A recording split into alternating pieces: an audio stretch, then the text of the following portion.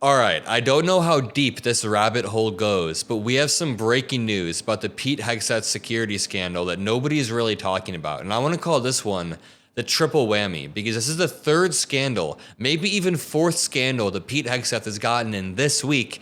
And what are we on? Thursday? We're on the fourth business day this week. So for every business day, Pete Hegseth has gotten himself into a new scandal. And this one may be the worst because off the back of the Signal group chat leak, people started doing some digging and they realized Pete Hegseth, Tulsi Gabbard, a lot of other Trump officials have very easily accessible personal information and data just floating out there online. And then somebody realized that Pete Hegseth in particular has multiple accounts with Russian servers, Russian email addresses. I'm gonna break all of this down and how we got here, but first, make sure you scroll down and drop a like. And let me start from the beginning. So let's start on Monday. I'm not going to dig too deep into this because we've all heard a lot about it. I've made multiple videos, but we've seen the Signal group chat that JD Vance, Pete Hegseth, Waltz, and other people were in, and Pete Hegseth was the one that was spearheading it. He said, hey team, good morning team,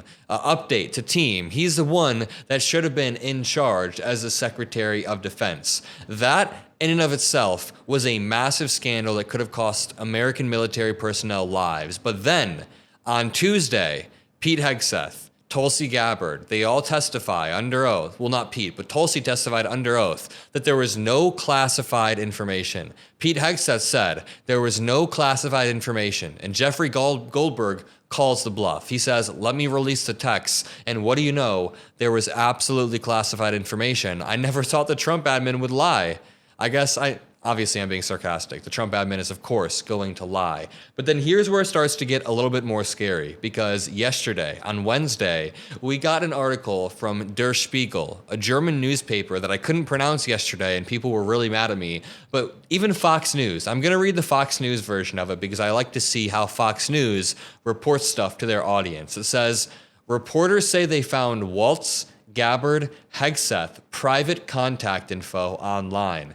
This is a story I was talking about where they have a lot of private info floating around and it leads into this Russia scandal. But top Trump admin officials involved in Signal text chain leak about Houthi attack plans also have contact info floating around. So reporters are now claiming to have found private contact information online for top Trump admin officials at the center of a Signal text chain leak disclosing U.S. plans to attack Yemen's Houthi rebels. Germany's Der Spiegel newspaper said National Security Advisor Mike Waltz, Director of National Intelligence Tulsi Gabbard, and Secretary of Defense Pete Hegseth are among those affected.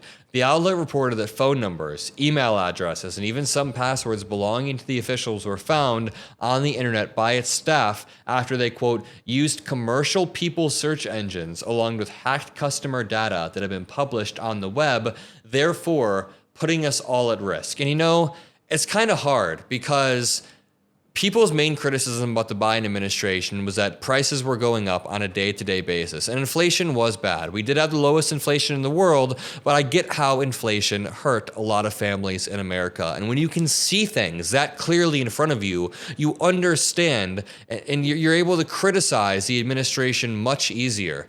But with the Trump admin, all of the destruction that they're causing so far is kind of more behind the scenes. I mean, this destruction, national security leaks, shuttering U.S. aid, hurting all of these different institutions, pushing our allies away, it's not as immediate as seeing gas prices go up or seeing grocery prices go up, but it is still harmful. It is still immediate. It is harmful in the long term. And even though I'm not affected on a day-to-day basis by this security leak, I know military personnel that could have had their lives at risk. I'm sure we all know somebody who's served, is currently serving, or will serve for the military. Quote, most of these numbers and email addresses are apparently still in use, with some of them linked to profiles on social media platforms like Instagram and LinkedIn.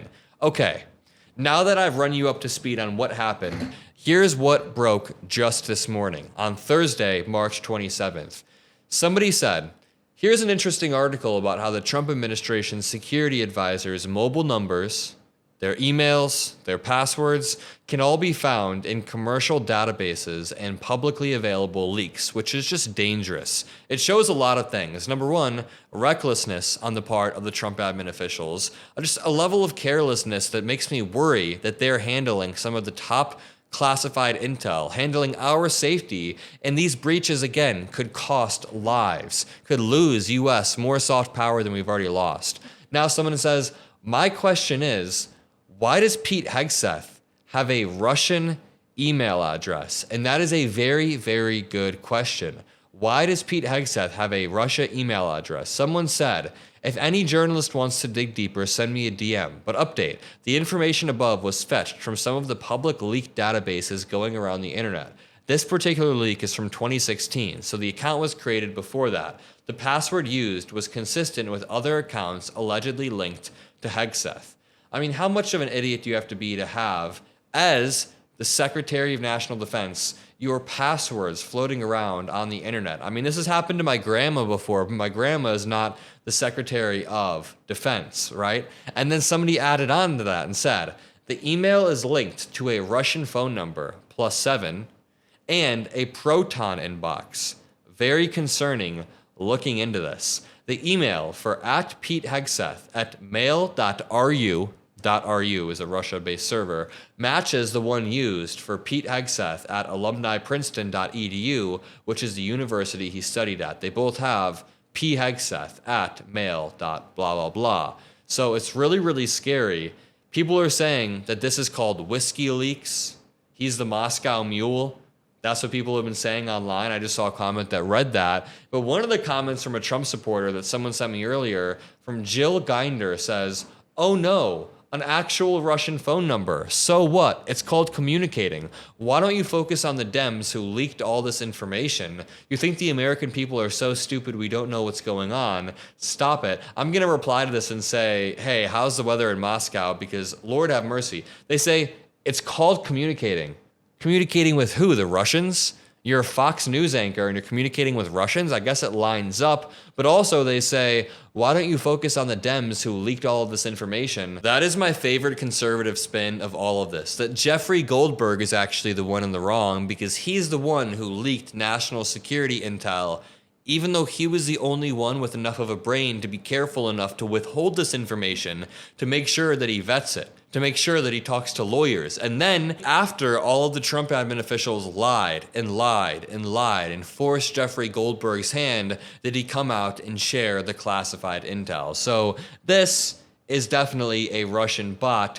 And I guess to break down the implications of Pete Hegseth having a Russian phone number, it all is a part of a broader pattern of most Trump admin officials being oddly aligned with Russia. You can look at Tulsi Gabbard, uses Kremlin talking points. Trump, J.D. Vance, Kremlin talking points. Pete Hegseth has a Russia phone number. Now the thing is, even the officials in the Trump administration who are pro-Ukraine, there are some who are war hawks and they're pro-Ukraine, and I've heard them say in the past, like Waltz, that, hey, we need to push back against Russia.